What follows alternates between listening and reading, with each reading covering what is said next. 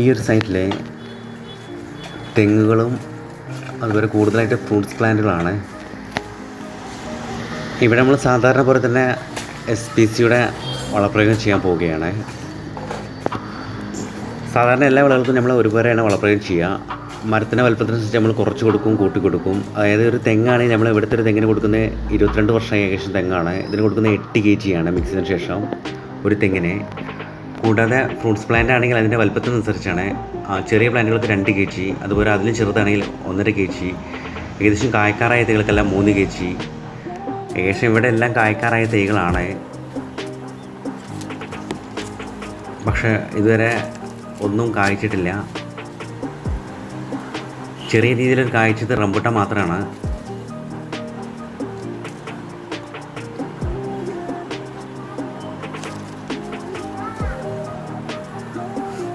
അതുമാത്രമല്ല ഒരു മുരടിച്ച വളർച്ചയാണ്.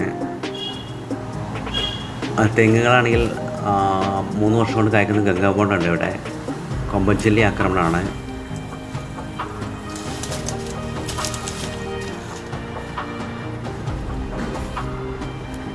പ്ലാവ്, ഒട്ടുമാവുകൾ ഒരുപാടുണ്ട്. അതുപോലെ വലിയ പ്ലാവുകളാണ്. ഏകദേശം 4-5 വർഷമായ പ്ലാവുകളാണ്, ഒട്ടുകളാണ്. ഒന്നും ഇതുവരെ കായ്ച്ചിട്ടില്ല.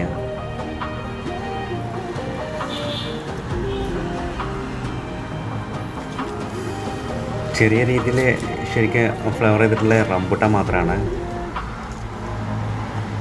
റംബുട്ടാനും പല കീടങ്ങളും ഫംഗസും ആക്രമണമാണ്. ഈ പൂവുകളെല്ലാം ശരിക്കും കായായി മാറുമെന്ന് സംശയമാണ്. കാരണം മണ്ണ് അസിഡിറ്റിക്കാണ്. അതുകൊണ്ടാണ് ഇവിടെ കായ്ക്കാത്തതും പൂക്കാത്തതും.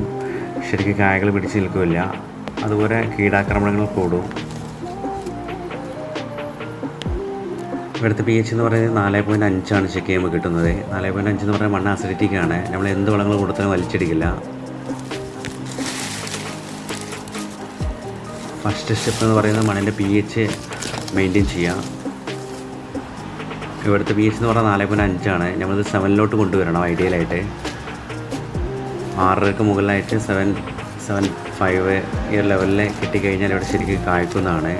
ശരിക്കും പൂപ്പും കായ്ക്കും അതുപോലെ കായകളെല്ലാം പിടിച്ചു നിൽക്കുന്നതാണ്. മുരടിച്ച വളർച്ചയെല്ലാം ഒഴിവാകുന്നതാണ്. അതിനുവേണ്ടിയാണ് SPCയുടെ pH ബൂസ്റ്റർ, അതുപോലെ ബയോഗ്രീൻ, ഭൂമിത്ര ഇത്രയും നമ്മൾ ഒരുമിച്ച് മിക്സ് ചെയ്ത് കൊടുക്കുമ്പോൾ ഏകദേശം 1 വർഷം വരെ ഇവിടുത്തെ pH മെയിൻറ്റെയിൻ ചെയ്യും. കൂടാതെ ഇവിടെ മുമ്പ് കൊടുത്ത വളങ്ങളെല്ലാം കെടുവളങ്ങളെല്ലാം വലിക്കുന്നതാണ്.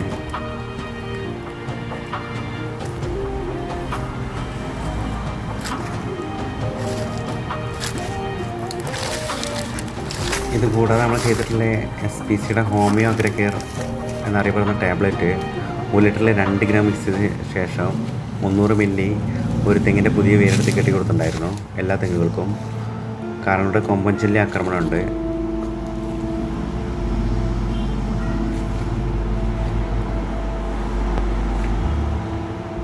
ഏകദേശം മാവുകളെല്ലാം പൂക്കുന്നൊരു സമയമാണത്. ഇവിടുത്തെ എത്രയോ മാവുകൾ വലിയ മാവുകളാണ്. ഇതുവരെ ഒരു ഫ്ലവറും ചെയ്തിട്ടില്ല.